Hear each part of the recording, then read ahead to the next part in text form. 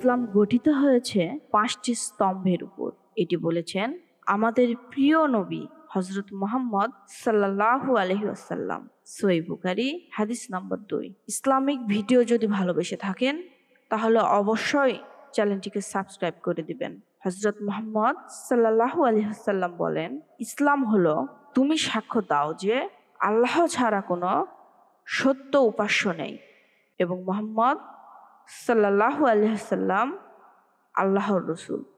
সালাত কায়েম করবে, যাকাত প্রদান করবে, রমজানে রোজা রাখবে, আর যদি সামর্থ্য থাকে তবে কাবার হজ করবে। এই 5টি ভিত্তি একজন মুসলিমের জীবনের মূল স্তম্ভ। আল্লাহ আমাদেরকে সবাইকে এই আমলগুলো সুন্দরভাবে আদায় করার তৌফিক দান করুক। আমিন।